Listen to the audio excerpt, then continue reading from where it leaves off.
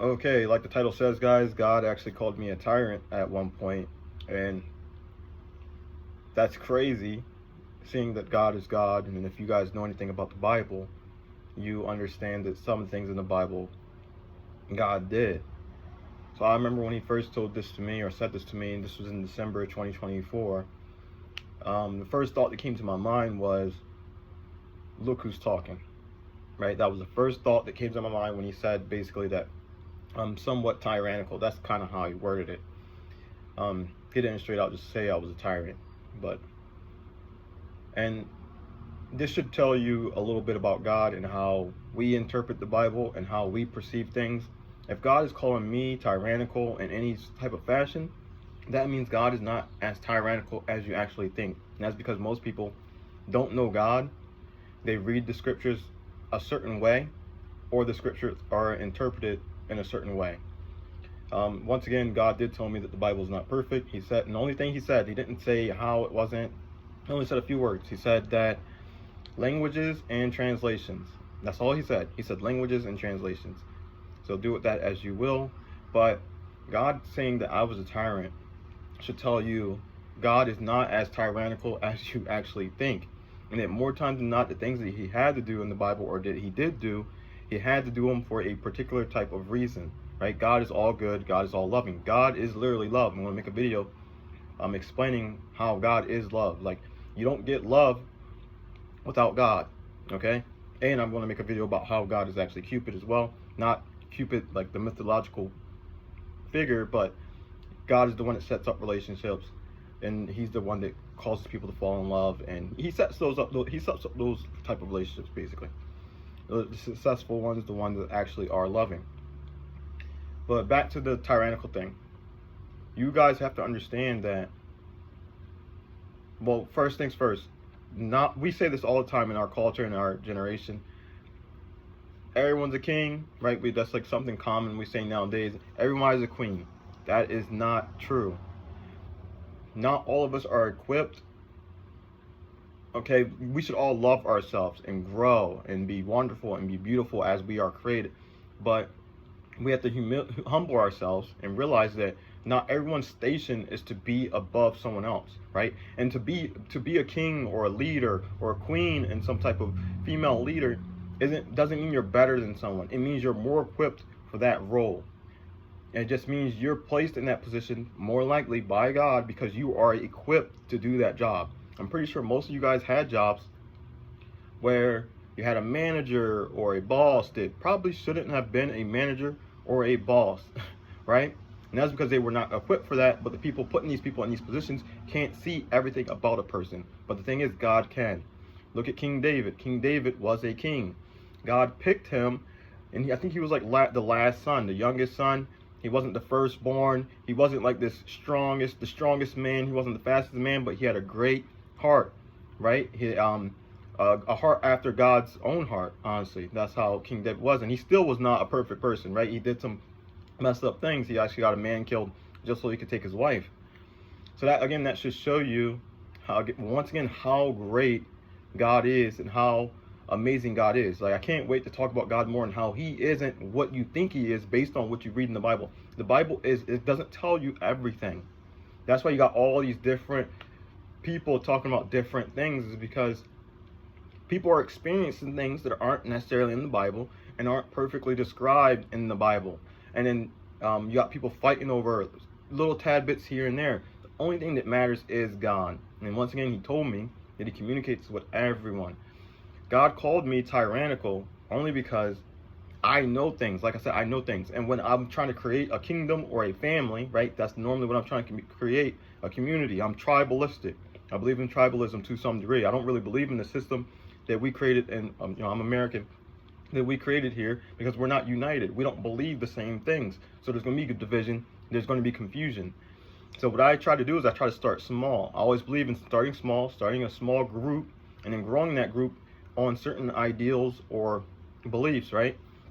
So I try to start that with my family, and most of these people want to listen. So that would cause me sometimes to try to force them to listen because I knew what is right. So if I know something and I know what's right, I'm going to try to get someone to do it. But God called me tyrannical because that's not the way you're supposed to go about it. And I learned from that. He told me this in December. I learned from that. So I took a step back from trying to force people to do the right thing and to have a certain mindset and to navigate their life this certain type of way. Instead, I decided to take an approach where it's like, let them mess up, let them do what they do. That is why the world's so messed up. God has taken a step back because he realized we want to do what we want to do. God isn't tyrannical.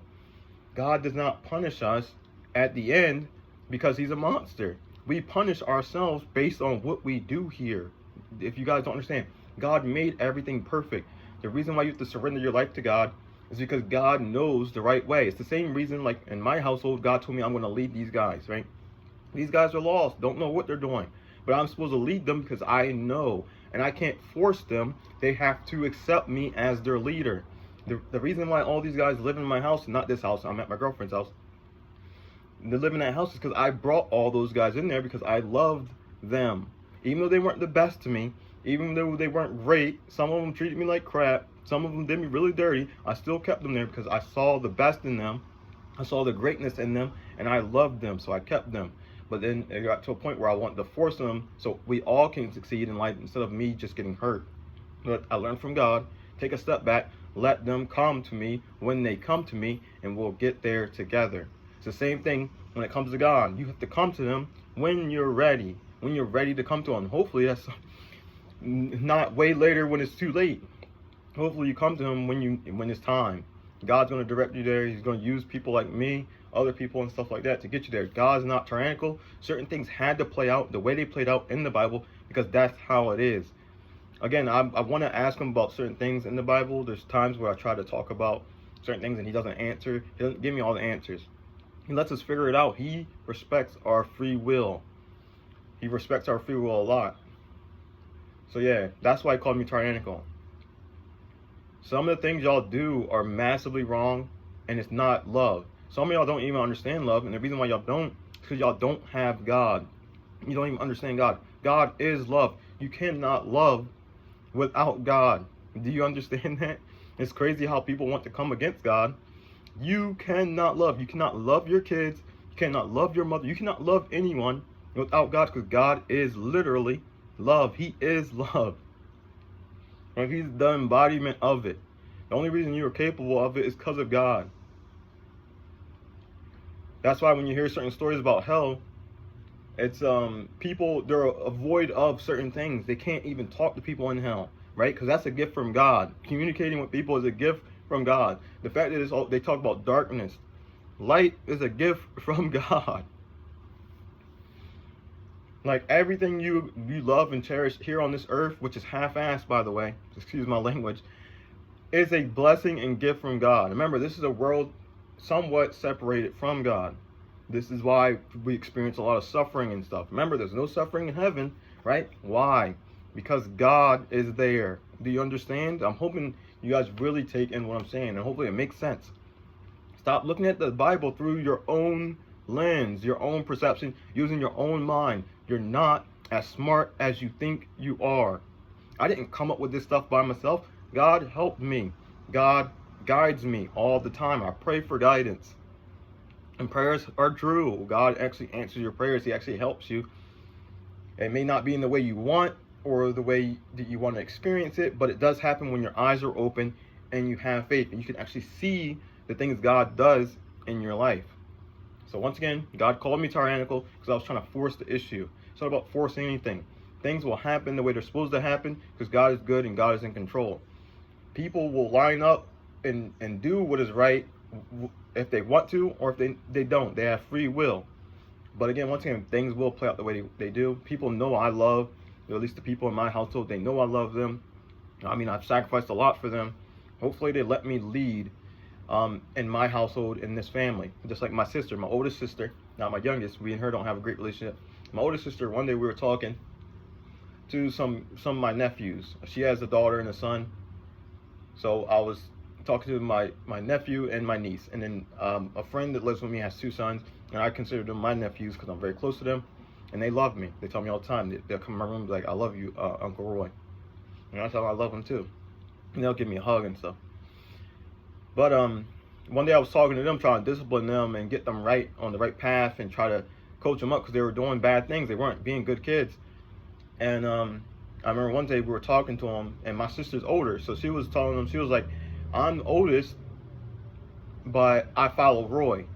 And it made me so proud to know that she respected me and loved me and saw me in the way that I needed to be seen. That I know things, I'm strong, I'm capable, I can guide people if they let me. And she was like, I follow my little brother, I follow him. And it was like, thank you, please, thank you. Like, it felt so good that someone listens to me. I've been talking to people for a long time. Like, I always open my mouth, and I'm a huge talker. I'm quiet most of the time when I'm by myself in my own space, because in a way that's meditating for me. I'm thinking, I'm pondering things all the time. So I need quiet time to be by myself to figure things out. But most of the time I'm talking because I'm trying to teach people, I'm trying to guide people, I'm trying to help people. Well, most people ignore what I say and don't listen to me, even though I love them. It's the craziest thing. It's like, I love you. Can you open your ears, right? Give me some respect and like actually try to hear what I'm saying. But more times than not, they don't do that. It's like insanity. It's like, it blows my mind that most people don't have a heart to even consider what people say. And that's something I've done my whole entire life. I've listened to people. I watch people. That's what I do. I remember I told my friend Matt, I was like, I want to be a cloud. I just want to watch people. That's all I want to do is watch them, watch their behavior, because I want to learn about people. I want to see what they do.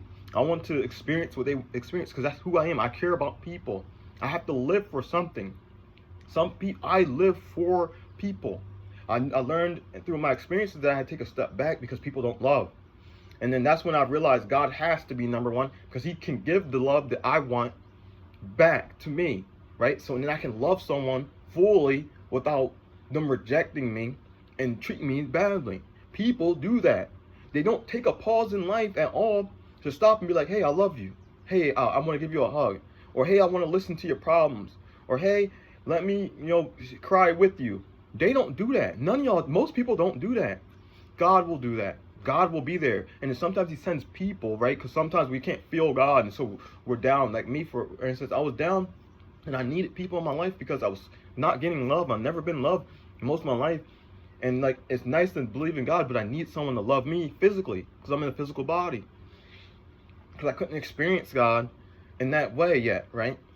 So he did send people. He actually sent people. Like I said, I'm in a relationship now. Someone that actually loves me and I can talk to them and they listen to me. Not only listen, they submit to me because I'm the man and I'm the leader.